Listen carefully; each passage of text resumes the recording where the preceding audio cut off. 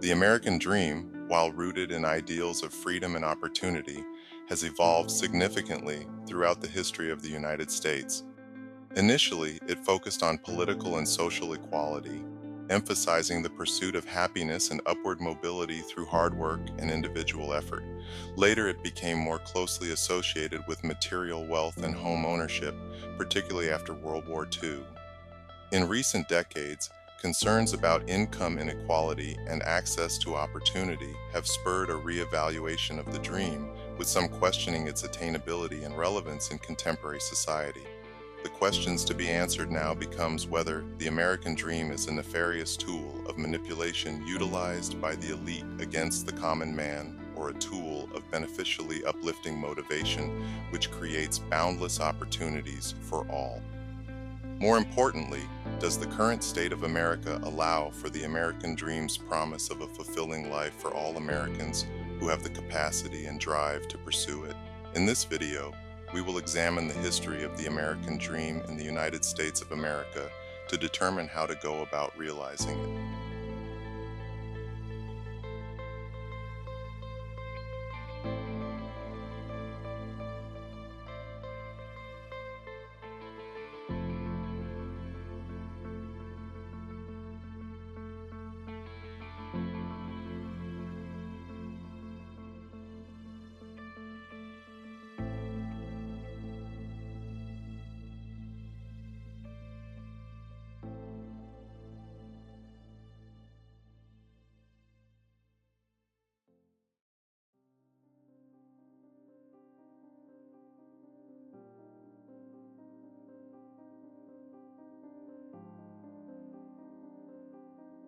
The foundation of the American dream lies in the Declaration of Independence of 1776, which proclaimed that all men are created equal and have the right to life, liberty, and the pursuit of happiness. 13 British colonies signed the Declaration of Independence with the intent of establishing their independence from Great Britain. By 1783, the United States of America acquired additional land stretching from the Mississippi River to the borders of those original 13 states. This early vision, embodied by the Declaration of Independence, emphasized political and social equality and the potential for individuals to rise above their circumstances through hard work.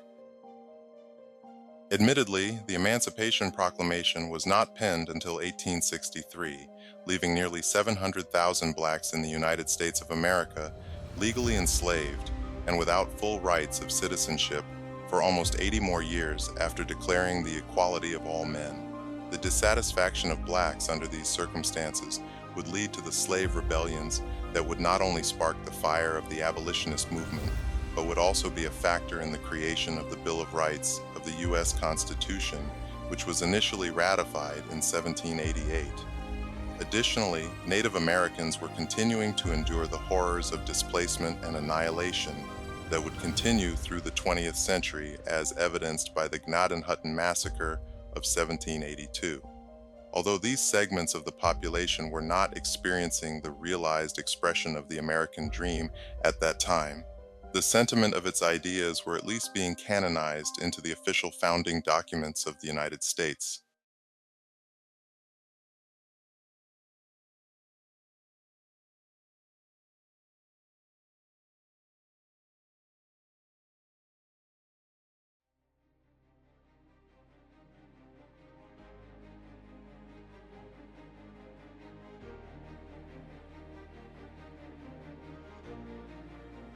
The 19th century saw the American dream further shaped by westward expansion, industrialization, and the rise of capitalism. Horatio Alger's rags to riches stories became popular, reinforcing the idea that anyone could achieve success through diligence and perseverance. However, this era also highlighted the gap between the ideal and the reality, with many facing harsh realities like poverty, inequality, and exploitation. The Louisiana Purchase, made in 1803, and the acquisition of Florida by 1819 would add over 880,000 square miles to the growing United States and serve as a precursor to the settlement of the western portion of the continent. In 1826, Jedediah Smith would head the first party to trek to California and then Oregon. John Bidwell became the first recorded emigrant to use a trail to reach California, leading the Bidwell-Bartleston wagon train from Missouri in 1841. In 1843, the Oregon Trail would be popularized by Lieutenant John C. Fremont of the Army Topographical Corps when he published the result of his exploration, creating a bestseller and a de facto travel guide for pioneers. The American Dream's promise of unbridled opportunity and economic prosperity spurred this rapid growth of the United States of America, and its geographical area was increased in 1845 with the annexation of Texas. U.S. and Mexican troops clashed at Palo Alto, marking the first battle of the Mexican-American War, which led to the Mexican Cession of 1848, garnering even more land. Oregon country had also been acquired by the United States in 1846, locking in the far northwestern portion of the country. Within 20 years, the Union Pacific and Central Pacific Railroads began building toward each other from Omaha and California, respectively. By 1883, the northwestern states were connected by Northern Pacific Railroad. It was these and other similar national corporations that seemed to prosper the most from America's expansion. Another industry that prospered during this time was the banking industry, as commerce was the fundamental underpinning of capitalism. The modern central and branch banking system, as we know it today, was developed in Europe and transplanted to America. The first Bank of the United States was chartered in 1791, but was not renewed in 1811 due to a fear that a small group of elites, mainly foreign but domestic as well, would gain too much power over the newly formed country. This refusal directly led to Great Britain declaring war on the United States in the War of 1812 as European capital interests attempted to maintain control over the New World after it declared its independence. This was the genesis of the American Dream conflict that has persisted in America to this day. The elite class who funded the settlement of America made promises of prosperity to the settlers, who decided to control and govern the settled lands themselves. In turn, the elites created a plan to maintain power by controlling the financial system. Andrew Jackson fought the implementation of this central banking system in an attempt to maintain the sovereignty of the United States. Although his attempt was thwarted by Congress when it created the Second Bank of the United States in 1816, Andrew Jackson would veto the renewal of the bank's charter in 1832. Abraham Lincoln sought to overcome the foreign elites by issuing $450 million in interest-free greenbacks, exposing the necessity that the government create, issue, and circulate all the currency and credit needed to satisfy the spending power of the government. Lincoln would issue the Emancipation Proclamation in 1863 to keep the Union together. Officially, slavery in the United States of America was coming to an end.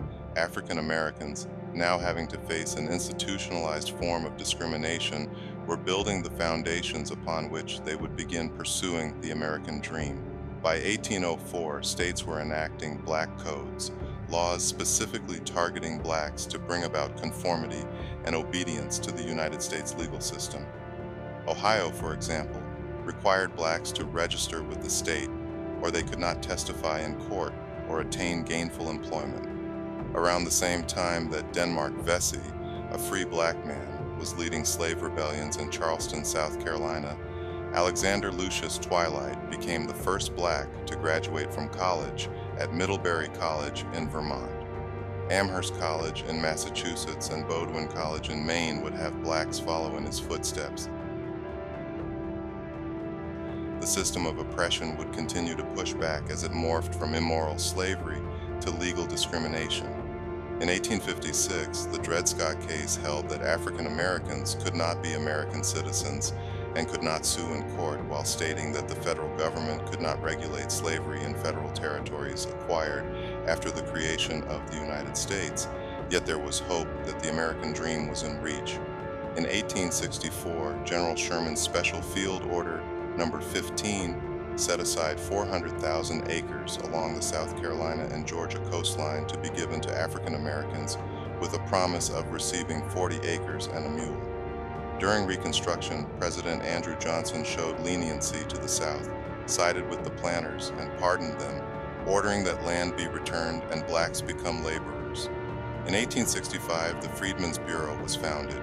Tunis G. Campbell was appointed to supervise land claims and resettlement on Ossabaw, Delaware, Colonels, St. Catharines, and Sapelo Island, which would become independent black colonies. The late 19th century would see a pattern of progress for blacks with the implementation of the Civil Rights Act, the Reconstruction Act, the 13th Amendment to the Constitution abolishing slavery, blacks being elected to Congress, and the first black man to graduate with a Harvard Law degree. That same period would see the abandonment of Reconstruction in only 12 years, the founding of the Ku Klux Klan, the beginning of convict leasing to private companies, and Jim Crow laws. The century would close out for blacks with the Plessy versus Ferguson case legalizing discrimination under the idea of separate but equal. For Native Americans, the window providing access to the American dream began to close in 1824 when the Bureau of Indian Affairs became part of the U.S. War Department. The decision to exclude them from having a say in the New World had been made. President Jackson signed the Indian Removal Act in 1830, which allowed for the relocation of Native Americans to lands west of the Mississippi River. By 1834, Congress would formally approve reserved areas to be known as the Indian Territory, to which tribes will be forcibly relocated. The Trail of Tears forced the Cherokee out of Georgia and into Indian Territory. Around 4,000 Cherokee died along the 1,000-mile march. Although the Treaty of Fort Laramie was signed in 1851 to establish peace on the plains, it is broken by 1853. In 1864, approximately 150 Cheyenne and Arapaho men, women, and children are murdered by Colorado militia troops in what becomes known as the Sand Creek Massacre. The U.S. military would also adopt a strategy of exterminating the American buffalo to defeat Native Americans. In 1868, the Second Fort Laramie Treaty ends war along the Bozeman Trail, but Congress would repeal the 1968 Laramie Treaty in 1877 and take back 40 million acres of Lakota land, including the Black Hills. Native Americans would attempt to fight back in 1875 when Sitting Bull organized the greatest gathering of Native Americans on the northern plains to enforce the Laramie Treaty of 1968, but was threatened by a Senate commission seeking access for miners in the Black Hills. The U.S. government ordered Lakota chiefs to report to their reservations or suffer the consequences. Sitting Bull, Crazy Horse, and others refused, and in 1886, Congress passed the Dawes Severalty Act, imposing individual land allotments on the Native American tradition of communal land, fracturing the principle of tribal life and defrauding Native Americans out of millions of acres. Sitting Bull is later killed in a confrontation with Lakota policemen when they try to arrest him after performing a then illegal ghost dance. The last decade of the century would end with the 7th Cavalry Massacre, where Lakota Chief Bigfoot and 350 followers at Wounded Knee Creek were killed. The massacre at Wounded Knee, and with settlers claiming millions of acres of territory which were confiscated from Crow and Cherokee tribal lands.